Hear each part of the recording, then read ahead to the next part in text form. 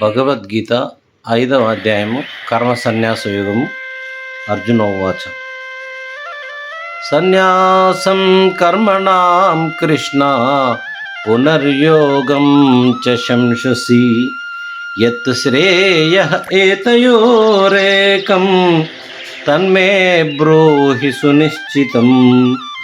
శ్రీకృష్ణ, మీరు ఒకప్పుడు కర్మల యొక్క త్యాగమును మరియు ఒకప్పుడు కర్మయోగమును ప్రశంసిస్తున్నారు.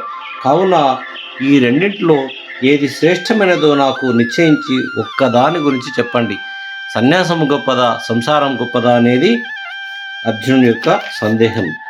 శ్రీ భగవానువాచ సన్యాసః కర్మయోగశ్చ నిశ్రేయసకరా ఉభౌ తయోస్తు కర్మ సన్యాసాత్ కర్మయోగో విశిష్యతే. అర్జున, కర్మత్యాగము కర్మయోగమును రెండును మోక్షమును కలగజేస్తాయి. అయితే ఈ రెండింటిలో కర్మత్యాగముల కంటే కర్మయోగమే శ్రేష్టమైనది.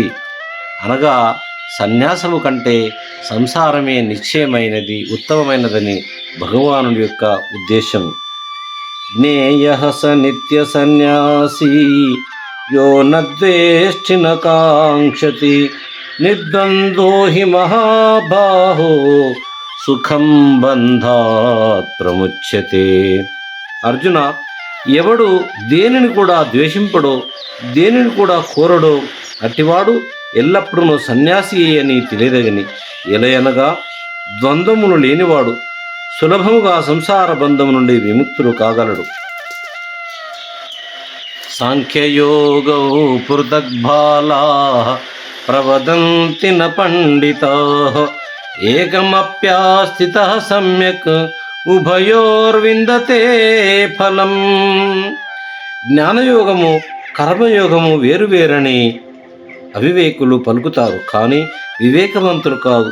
ఈ రెండింటిలో ఏ ఒక్కదానినైనను బాగుగా అనుష్ఠించినచో రెండింటి యొక్క ఫలమును మానవుడు పొందగలడు. యత్సాంఖ్యై ప్రాప్యతే స్థానం తద్యోగైరపి గమ్యతే ఏకం సాంఖ్యం చ యోగం చ యః పశ్యతి స పశ్యతి.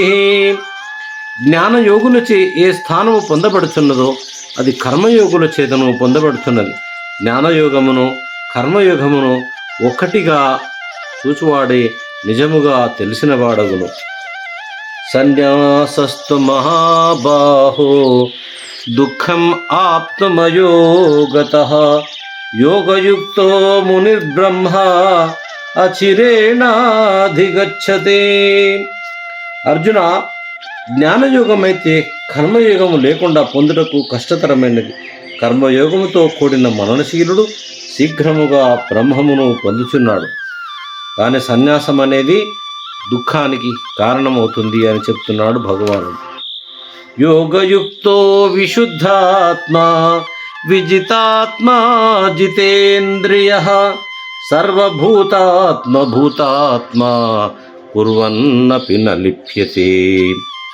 కర్మయోగమును ఆచరించువాడును, పరిశుద్ధమైన హృదయము కలవాడును, లెస్సగా జయింపబడిన మనస్సు కలవాడును, ఇంద్రియములను జయించిన వాడును, సమస్త ప్రాణుల యందుండు ఆత్మయు తన ఆత్మయు ఒకటే అని తెలుసుకునేవాడు ఒక మానవుడు కర్మలను చేసినను వానిచే అంటబడడు.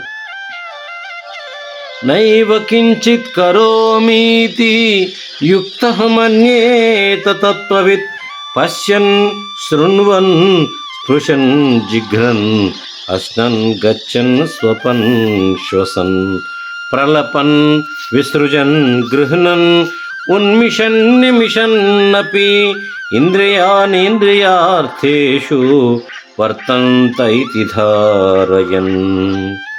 పరమాత్మతత్వము నెరిగిన యోగయుక్తుడు చూచుచున్నను, వినుచున్నను, తాకుచున్నను, వాసన చూచుచున్నను, తినుచున్నను, నడుచుచున్నను, నిద్రించుచున్నను, ఊపిరి విడుచుచున్నను, మాట్లాడుచున్నను, విడుచుచున్నను, గ్రహించుచున్నను, కళ్ళను తెరుచుచున్నను, మూయుచున్నను, ఇంద్రియములు వాటి విషయములందు అవి ప్రవర్తిస్తున్నాయి అని నిశ్చయించిన వాడై నేను ఏమీ చేయటం లేదు అని తలంచును.